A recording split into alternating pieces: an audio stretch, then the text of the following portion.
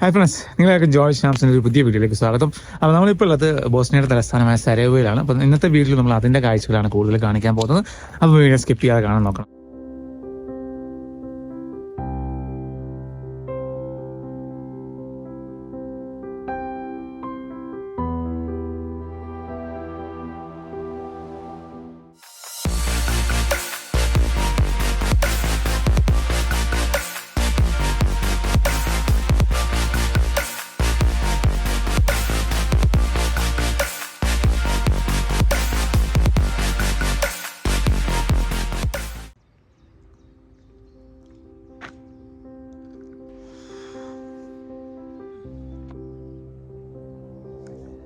ഇന്ന് സരയോവയിൽ ആദ്യം പോകുന്നത് ഒരു വാർ ടണൽ കാണാൻ വേണ്ടിയിട്ടാണ്.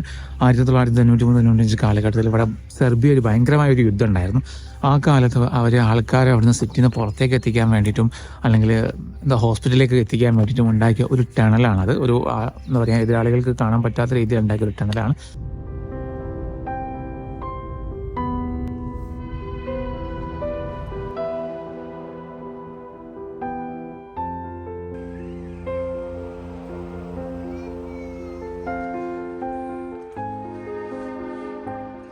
ഞങ്ങൾ ഈ ടണലിൻ്റെ ഭാഗത്ത് എത്തിയിട്ടുണ്ട്. ഈ ടണലിൻ്റെ ചുമരിലൊക്കെ നമുക്ക് കാണാൻ പറ്റും, വെടിയുണ്ടകളൊക്കെ കൊണ്ട പാടുകളൊക്കെ കാണാൻ പറ്റും.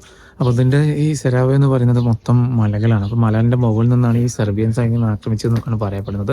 അപ്പോൾ ഇതിൻ്റെ തൊട്ടപ്പുറത്ത് ഒരു എയർപോർട്ട് ഉണ്ട്. അപ്പോൾ എയർപോർട്ട് മറികടന്നിട്ട് അങ്ങോട്ട് പോകാൻ ഏകദേശം ഒരു 1000 മീറ്റർ 800 മീറ്ററോളം ഉള്ള ഒരു ടണലാണ് അവർ ഉണ്ടാക്കിയത്. അപ്പോൾ എനിക്ക് തോന്നിപ്പോൾ ഇത് 100-150 മീറ്റർ മാത്രം ഓപ്പൺ ഉള്ളൂ, ബാക്കിയൊക്കെ ക്ലോസ് ആണെന്ന് തോന്നുന്നുണ്ട്. പരിക്കായിട്ട് അവർ അപ്പുറത്തെ ഭാഗത്ത് എത്തിക്കാനും അങ്ങനെ ഭക്ഷണം കൊണ്ടുവരാനും അല്ലെങ്കിൽ വെപ്പൺസ് കൊണ്ടുവരാൻ അങ്ങനത്തെ കാര്യങ്ങൾക്കാണ് ഈ ടണൽ ഉപയോഗിച്ചിരുന്നത്. ഈ ടണൽ അറിയപ്പെടുന്ന ടണൽ ഓഫ് ഹോപ്പ് എന്ന് പറഞ്ഞിട്ടാണ്. അപ്പം അതിൻ്റെ എൻട്രൻസിൽ കയറി കഴിഞ്ഞാൽ നിങ്ങൾക്ക് അവിടെ കുറച്ച് ഫോട്ടോസൊക്കെ കാണാം. അന്നത്തെ കാലത്ത് യുദ്ധത്തിൻ്റെ കരുതികളും അങ്ങനത്തെ കാര്യങ്ങളും ബോംബിട്ട് തകർന്ന ബിൽഡിങ്ങുകളും ആൾക്കാരൊക്കെ ചിത്രങ്ങൾ ഇവിടെ കാണാൻ പറ്റുന്നുണ്ട്. ഈ ഇവിടെയൊക്കെ കയറാൻ വേണ്ടി ഒരു 10 മാർക്കാണ്, ബോസ്നിയൻ മാർക്കാണ് ഒരാൾക്ക് വേണ്ടത്. പിന്നെ പാർക്ക് ചെയ്യുന്നുണ്ടെങ്കിൽ 2 മാർക്ക് പാർക്ക് ചെയ്യാൻ വേണം. ഈ യുദ്ധത്തിൽ ഏകദേശം 11,000-ഓളം പേര് മരിച്ചിട്ടുണ്ട് കേട്ടോ. ഈ 3 വർഷങ്ങൾ നിരന്തരമായി നടന്ന യുദ്ധങ്ങളിൽ അവിടെ അവരുടെ പേരുകളൊക്കെ എഴുതിച്ചതാണ് നിങ്ങൾ ഈ പിറകിൽ കാണുന്നത്. അതിലെ കുട്ടികളടക്കം ഒരുപാട് പേര് മരിച്ചിട്ടുണ്ട്.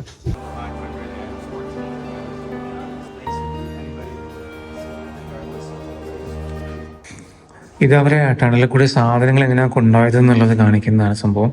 അപ്പം അതിൽ അവർ എന്താ പറയുക, ഒരു ട്രെയിനിൻ്റെ ട്രാക്ക് പോലെ ഉണ്ടാക്കിയിട്ടാണ് അവർ സാധനം കൊണ്ടുപോയത്. ആ യുദ്ധത്തിൽ പരിക്കേറ്റവർക്ക് ആ ട്രാക്കിൽ കൂടി ഇങ്ങനെ തള്ളിക്കൊണ്ടുപോകുന്ന ഒരു ദൃശ്യങ്ങളാണ് അവിടെ ഫോട്ടോ ആയിട്ട് കാണിച്ചിട്ടുള്ളത്. അപ്പോൾ ഇവിടുന്ന് ഈ ടണൽ ഡോബ്ലിൻ ബൂട്ടിമാർ എന്ന് പറയുന്ന സ്ഥലത്തേക്കാണിട്ടാണ് പോകുന്നത്. കാരണം ഈ സ്ഥലവും ആ സ്ഥലവുമാണ് നമ്മളെ ഈ സെർബിയക്കാരുടെ അണ്ടറിലുണ്ടായിരുന്നത്. അതിൻ്റെ അടക്കമുള്ള സ്ഥലങ്ങൾ ബോസ്നിയയുടെ അണ്ടറിലായിരുന്നു, ഈ എയർപോർട്ട് അടക്കമുള്ള സ്ഥലങ്ങൾ. ഇവിടെ ആ ടണലിൻ്റെ ആ ഒരു ഇത് കാണിച്ചിട്ടുണ്ടായിരുന്നു, ഏത് വഴിക്കാണ് ടണൽ വന്നത് എന്നുള്ളത്, അങ്ങനെ എത്രത്തോളം ദൂരമാണ് ടണലെന്നാണ് അവിടെ കാണിച്ചിട്ടുള്ളത്. ലൈറ്റ് ഇട്ട ഏരിയയിൽ നിന്നും ടണൽ എയർപോർട്ട് ക്രോസ് ചെയ്തിട്ടാണ് വേറൊരു സ്ഥലത്തേക്ക് എത്തിപ്പെട്ടത്, വേറൊരു വില്ലേജിലേക്ക് എത്തിപ്പെട്ടത്.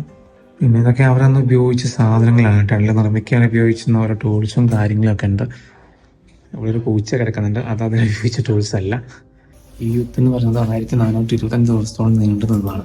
അതിൻ്റെതായ ബുദ്ധിമുട്ടുകളൊക്കെ അവർക്ക് ഉണ്ടായിരുന്നു. കാരണം ഈ സരയോവ എന്ന സ്ഥലത്ത് അവരൊരു എന്താ പറയുക, സെർബിയൻ സൈന്യം ഇങ്ങനെ മൊത്തം ചുറ്റി ഇങ്ങനെ ബ്ലോക്ക് ചെയ്തിട്ടായിരുന്നു. അത് മറികടക്കാൻ വേണ്ടിയിട്ടാണ് ഈ ടണൽ അവരുണ്ടാക്കി ഇവരുടെ കൺട്രോളിലുള്ള വേറൊരു സ്ഥലത്തേക്ക് അവർ ടണൽ ഉണ്ടാക്കിയത്.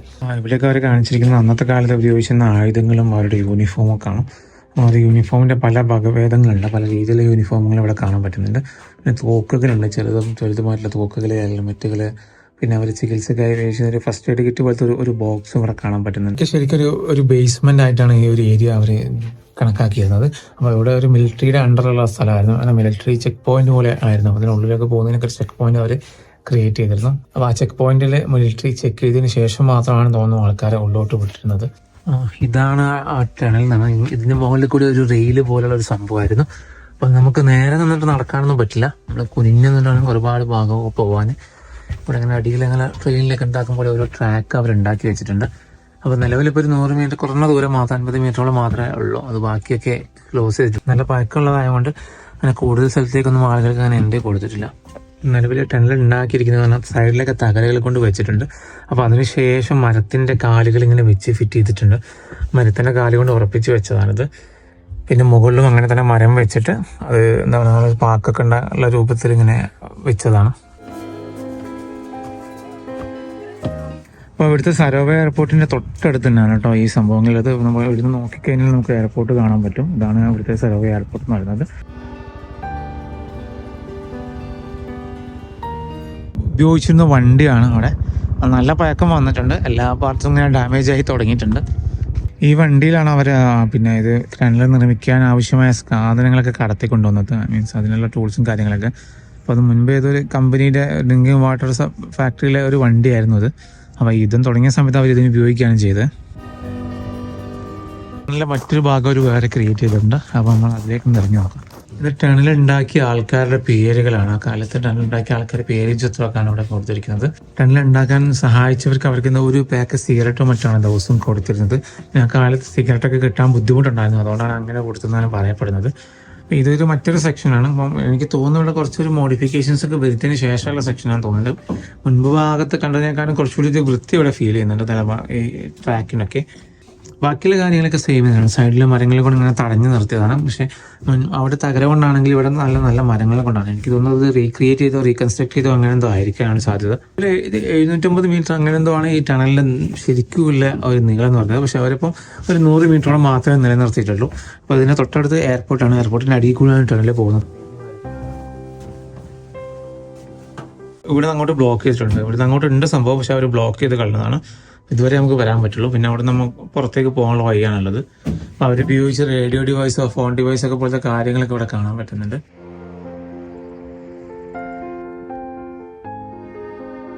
ഇത് നല്ലൊരു കാഴ്ച തന്നെയാണ്. കാരണം നിങ്ങളത് കാണേണ്ടതാണ്. ഇവിടുത്തെ ഒരു യുദ്ധത്തിന് ഒരു ഹിസ്റ്ററി കൂടി ഉള്ളതുകൊണ്ട് നിങ്ങൾക്ക് കാണേണ്ട കാഴ്ച തന്നെയാണ്. കാരണം ആ ഒരു ടണലും അതിനെ നമുക്കൊന്ന് ആലോചിക്കുമ്പോൾ അവരെ ലൈഫ് സ്റ്റൈലൊക്കെ നമുക്ക് മനസ്സിൽ വരും. അധികം കാലമൊന്നും ആയിട്ടില്ല. അതാണ് ഇതിലൊരു പ്രധാന പ്രത്യേകത. നമ്മൾ 92-95 കാലഘട്ടത്തിലാണ് ഈ യുദ്ധം നടന്നത്. 10,000-11,000 ആൾക്കാരൊക്കെ മരിച്ചു എന്ന് പറയുമ്പോൾ ഈ കാലഘട്ടത്തിൽ ഇന്നലെ പോലെ മഴയുണ്ട്. അപ്പം രാവിലെ അത്യാവശ്യം നല്ല തണുപ്പും കൂടി വന്നിട്ടുണ്ട്. ജാക്കറ്റൊന്നും ഇല്ലാതെ നടക്കാൻ പറ്റുന്നില്ല. ജാക്കറ്റ് ഇട്ടിട്ട് തന്നെ കൈകളൊക്കെ നല്ല തണുപ്പാണുള്ളത്. പോയാലും ഈ ചെറി ബ്ലോസം ഉണ്ടോ? കാരണം ചെറി ബ്ലോസം എവിടെ പോയാലും നിങ്ങൾക്ക് കാണാൻ പറ്റുന്ന ഈ വൈറ്റ് കളറിൽ എനിക്ക് തോന്നുന്നു കളർ മാറിയിട്ട് വൈറ്റ് ആയതാണെന്ന് തോന്നുന്നുണ്ട്. അപ്പോൾ ഇവിടെ ഒരു 17 മിനിറ്റിൽ ഒരു വീഡിയോ പ്രസന്റേഷൻ ഉണ്ട്. അപ്പോൾ അത് നിങ്ങൾ തീർച്ചയായിട്ടും കാണേണ്ട ഒരു സംഭവം തന്നെയാണ്. കാരണം അവരുടെ ആ യുദ്ധകാലത്തിൽ ഒരുപാട് വീഡിയോസൊക്കെ ഉണ്ട്. നമ്മൾ സിനിമയിലൊക്കെ മാത്രം കാണുന്ന കുറേ രംഗങ്ങളുണ്ട്. ആൾക്കാർ ബോംബിടുന്നതും ആൾക്കാർ ഓടുന്നതും ആൾക്കാർ വണ്ടി ഓടിച്ചു പോകുമ്പോൾ വെടിവെക്കുന്നതും ബോംബിടുന്നതൊക്കെ കാണാൻ പറ്റും. ബിൽഡിങ്ങിലൊക്കെ ഇങ്ങനെ ബോംബ് ചീറിപ്പായി വരുന്നതൊക്കെ കാണാൻ പറ്റും. അതൊക്കെ ഭയങ്കര ഒരു കാഴ്ചയാണ്. കാരണം നമ്മളൊക്കെ സിനിമയിൽ മാത്രം കണ്ടൊരു കാഴ്ചയാണത്. അത് റിയൽ ലൈഫിൽ ഈ നാട്ടുകാർ അനുഭവിച്ചതാണ്. പിന്നെ അവർ ടണലിൽ കൂടുതലൊക്കെ ഒരുപാട് ദൃശ്യങ്ങളൊക്കെ അതിൽ കാണിക്കുന്നുണ്ട്. അപ്പം അത് ടണൽ ഉണ്ടാക്കുന്ന സമയത്ത് തന്നെ ഈ വെള്ളമൊക്കെ ആയിട്ട് ഒരുപാട് ഒരു ബുദ്ധിമുട്ട് കാര്യങ്ങളൊക്കെ പറയുന്നുണ്ട്. അപ്പോൾ അതൊക്കെ കാണുന്നുണ്ട്. ടണലിൻ്റെ അടിയിൽ മൊത്തം വെള്ളമാണ്. ഏകദേശം 1000 മീറ്ററോളം ഉണ്ടാക്കാമെന്നാണ് ഒരു ബുദ്ധിമുട്ട്. പ്രത്യേകിച്ച് അന്നത്തെ കാലത്ത് ഒരു ബുദ്ധിമുട്ടുള്ള കാര്യം തന്നെയായിരുന്നു. അപ്പം ടണലിന് ഏകദേശം അവർ പറഞ്ഞ 1 മീറ്റർ വിടുത്തും ഒരു 1.6 മീറ്റർ ഹൈറ്റും ആ രീതിയിലാണ് ടണൽ ഉണ്ടാക്കിയതെന്നാണ് പറയുന്നത്.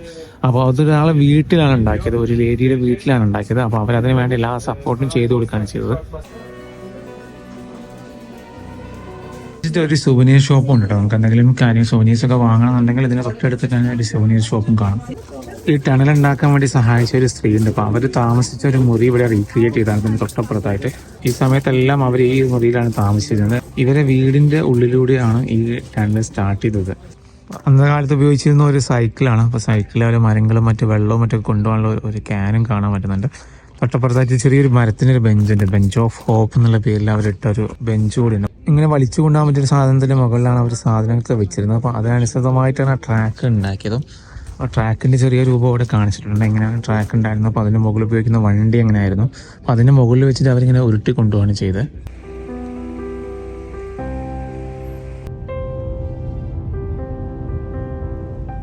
ഞങ്ങളൊരു സ്കീ റിസോർട്ടിൻ്റെ സ്ഥലത്ത് വന്നായിരുന്നു. അപ്പോൾ എനിക്ക് പ്രൊനൗൺസിയേഷൻ കറക്റ്റ് അറിയില്ല, ഞാൻ ടെക്സ്റ്റ് ആയിട്ട് ആഡ് ചെയ്യാം. അപ്പോൾ അവിടെ ഇപ്പോൾ ഓൾമോസ്റ്റ് ക്ലോസ്ഡ് ആണ്. അപ്പോൾ ആക്ടിവിറ്റീസ് ഒന്നും നടക്കുന്നില്ല. ഒരു വിൻ്റർ കഴിഞ്ഞ സമയമാണല്ലോ. ഇനി ചിലപ്പോൾ സമ്മറിലേക്ക് തുറക്കുമായിരിക്കും. അവിടെ ഒരുപാട് കൺസ്ട്രക്ഷൻ വർക്കുകളാണ് കൂടുതൽ നടക്കുന്നത്. അത്യാവശ്യം വലിയൊരു സ്കീ റിസോർട്ട് ഏരിയ ആട്ടോ. കാരണം ഞങ്ങൾ കഴിഞ്ഞ ദിവസം പോയ ജാഹറിനൊക്കെ ചെറിയതായിരുന്നു. വളരെ അങ്ങനെ അത്രയും ബിൽഡിംഗ് ഒന്നും കാണാനില്ലായിരുന്നു. എവിടെ നോക്കിയാലും ഇങ്ങനെ അപ്പാർട്ട്മെന്റ്സും അങ്ങനത്തെ ഹോട്ടൽസും കാര്യങ്ങളൊക്കെയാണ് കാണാനുള്ളത്.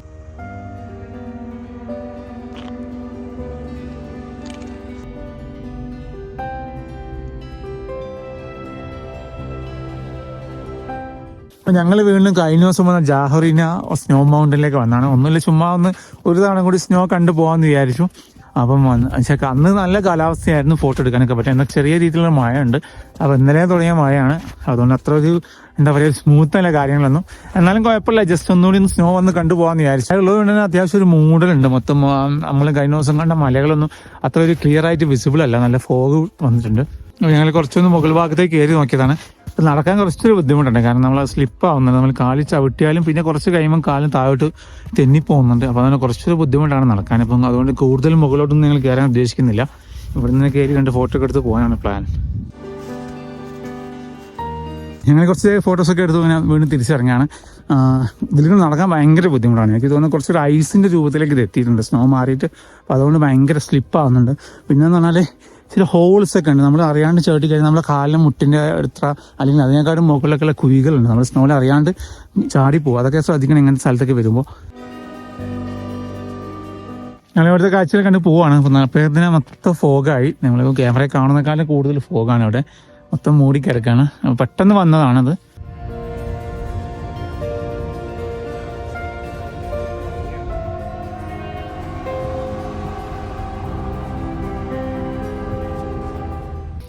പിറകിലൊക്കെ കണ്ടില്ല, ഒരു സിറ്റിയുടെ ഒരു മലഞ്ചെരുവിൽ എത്ര വീടുകളാണെന്നറിയോ.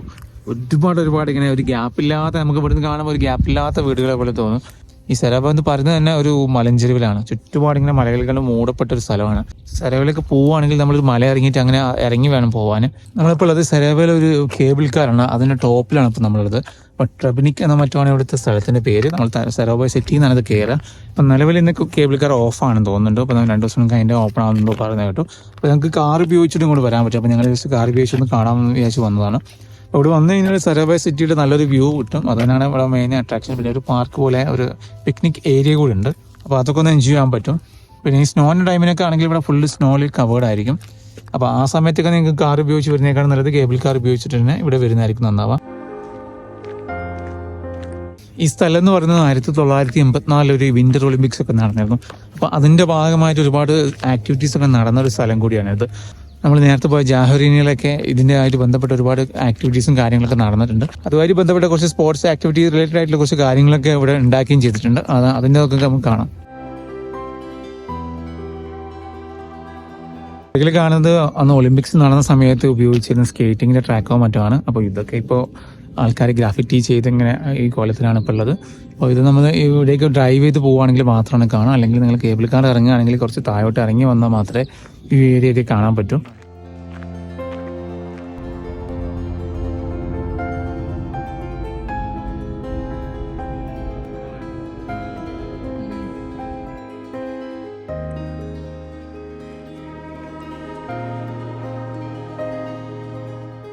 ഇന്നത്തെ വീഡിയോ നമ്മൾ അവസാനിപ്പിക്കുകയാണ്. അപ്പോൾ വീഡിയോ നിങ്ങൾക്ക് ഇഷ്ടമാണെന്ന് വിചാരിക്കുന്നു. അപ്പോൾ ഇഷ്ടമെങ്കിൽ നിങ്ങൾ എൻ്റെ ചാനൽ സബ്സ്ക്രൈബ് ചെയ്യുന്ന കാര്യം ഒന്ന് പരിഗണിക്കണം. പറ്റുന്നുണ്ടെങ്കിൽ ഫ്രണ്ട്സിനിലേക്ക് ഷെയർ ചെയ്യണം. എന്തെങ്കിലും ചോദ്യങ്ങളോ സംശയങ്ങളോ ഉണ്ടെങ്കിൽ അതിൻ്റെ കമൻറ്റ് ബോക്സിലോ അല്ലെങ്കിൽ എൻ്റെ ഇൻസ്റ്റാഗ്രാമിലോ ചോദിക്കാവുന്നതാണ്. അപ്പം വീഡിയോ കണ്ടിട്ട് നന്ദി.